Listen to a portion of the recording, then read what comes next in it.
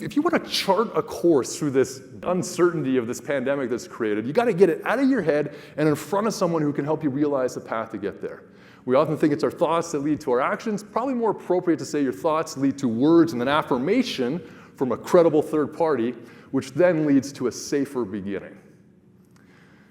Okay, so I've got my coach. Journey begins in earnest, or so I think. I meet Doug at the boathouse the following Saturday morning, first day of on-water training.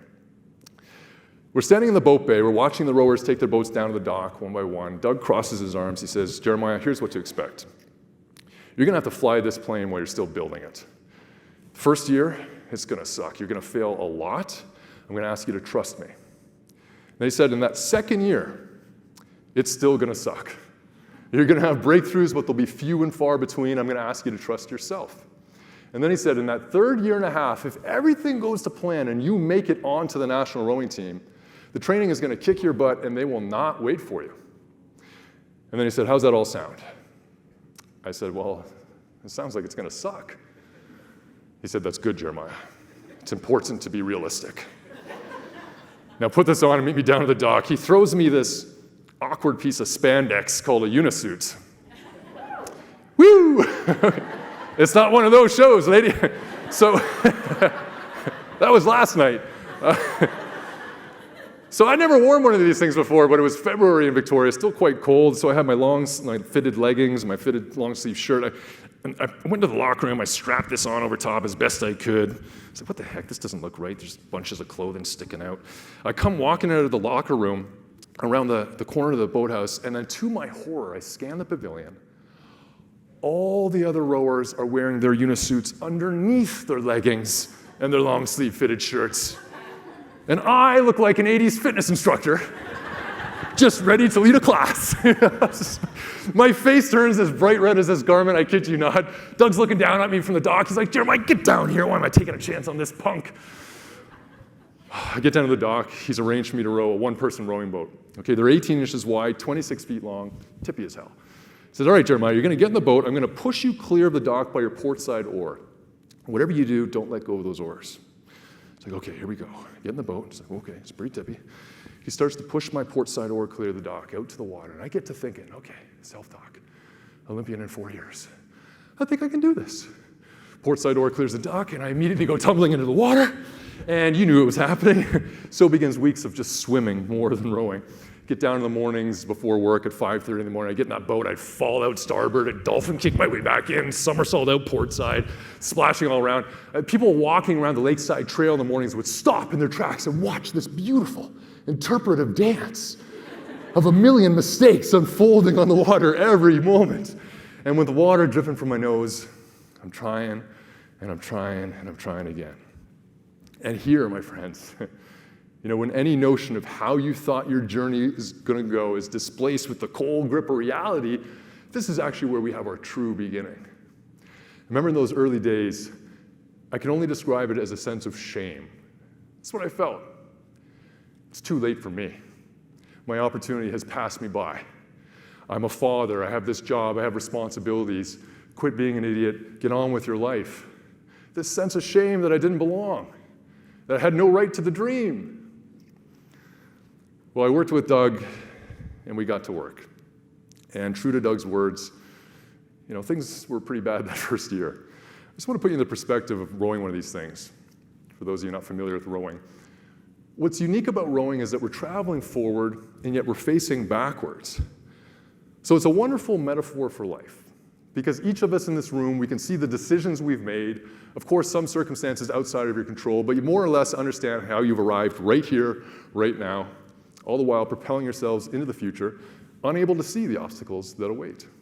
Rowing is life.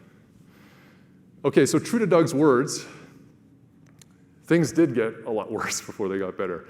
And I thought I'd just bring some graphs. Don't worry, I won't get too academic on you, but I just want to introduce expectations versus reality. So what happens when you start to plot out a new journey, a new big goal that you go after? Well, we are in the lower left of the quadrant. There's our goal. Up and to the right, we create this linear path in our minds, don't we? From where we are to where we want to get to. We know we shouldn't do it, but it's what we do. And in reality, your experience is going to more closely resemble the traditional learning curve, which looks more like this. Those first weeks and months with Doug, I mean, I must have hit 20 of those floating buoys on the water, fell in every single time. One day I was so far off course, a fisherman caught his hook on my rigger. The guy starts trying to reel me in. He's having a great day, me not so much. And don't even get me started on the Canada geese. That is a stubborn bird. They form like an infantry line across the lake. They don't move, they just honk at you. It's like a turf war. I must have smoked 5 of those suckers. They're a hardy bird. I got the worst of it. So you're going along, and sooner or later we all hit this gap between where you expected to be at a given point in time and where you find yourself. And what happens when you get to this point psychologically? Well, you project a new line of expectation out in the future, right? You're always auto-correcting.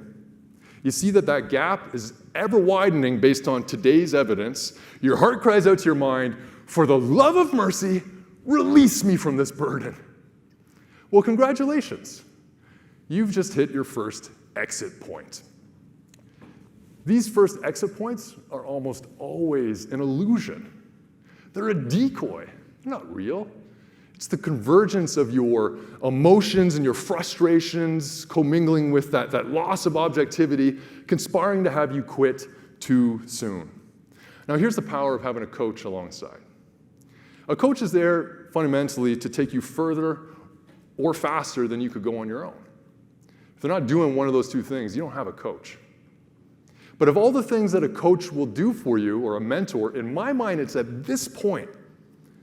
They have that relationship with you, they recognize when you hit it, and they help you go a little further, and they're not doing the work for you.